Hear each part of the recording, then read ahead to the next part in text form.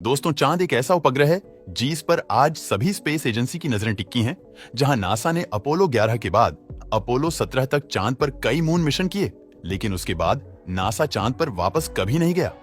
आखिर नासा वापस चांद पर क्यों नहीं गया और उसके 50 साल बाद आज हर कोई चांद पर जाना चाह रहा है? चाहे वो चीन, रूस और अमेरिका हो या हमारा भारत, ऐसे में सवाल है कि आखिर चांद पर ऐसा क्या मिल गया है जो नासा और सभी स्पेस एजेंसी चांद पर जाना चाह रही। चांद पर धरती की तरह कोई वातावरण नहीं है, इसलिए चांद पर ना तो हवा है, ना बादल और ना बरसात। चांद की ग्रेविटी धरती के मुकाबले 6 गुना कम है। दोस्तों, धरती पर एक दिन 24 घंटे का होता है, लेकिन चांद पर एक लूनर दिन धरती के 14 दिनों के बराबर होता है। और इतने ही समय चांद पर रात रहती है, यानी जितनी देर में चांद अपनी अक्ष पर घूमता है उतनी ही देर में चांद धरती के चारों ओर भी घूम जाता है। इसी वजह से चांद का एक हिस्सा साउथ पोल हमें धरती से कभी दिखाई नहीं देता। चांद के इसी दक्षिणी ध्रुव में चंद्रयान उतरेगा।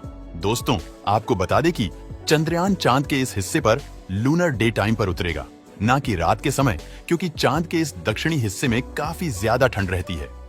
-130 डिग्री इतने कम तापमान में चंद्रयान के इलेक्ट्रॉनिक उपकरण सही से काम नहीं करेंगे। चांद पर दिन का समय धरती की तरह नहीं होता, यानी चांद पर धरती की तरह उजाला नहीं होता, क्योंकि चांद पर कोई वातावरण नहीं है। चांद पर दिन के समय में सिर्फ चांद की सतह पर रोशनी रहेगी और असल में चांद पर अंधेरा ही रहेगा। चांद से सिर्फ आपको हमारी धरती, सूरज और अन्य ग्रह दिखाई दे सकते हैं। तो सोचिए, सूरज के होते हुए भी चांद पर अंधेरा ही रहता है।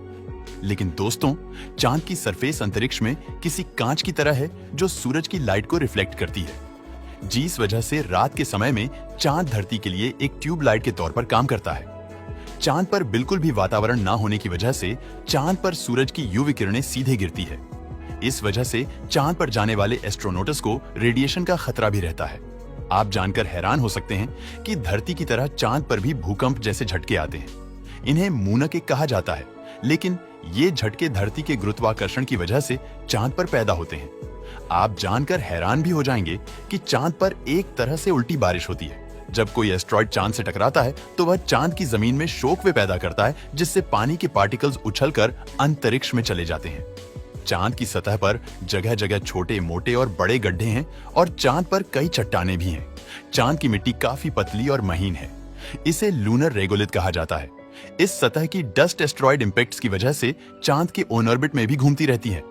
इस वजह से चांद पर भेजे गए सैटेलाइट और रॉकेट के अंदर भी ये डस्ट घुस जाती है और इलेक्ट्रॉनिक चीजों को खराब भी कर सकती है। चांद की मैग्नेटिक फील्ड पृथ्वी के मुकाबले 1000 गुना कम है और इस वजह से अगर आप अपने किसी पार्टनर के साथ चांद पर हनीमून मनाने गए तो सूरज से आने वाले सौर तूफान में आपकी जान भी जा सकती है, क्योंकि मैग्नेटिक फील्ड कम होने से चांद सौर तूफान को रोक नहीं सकता।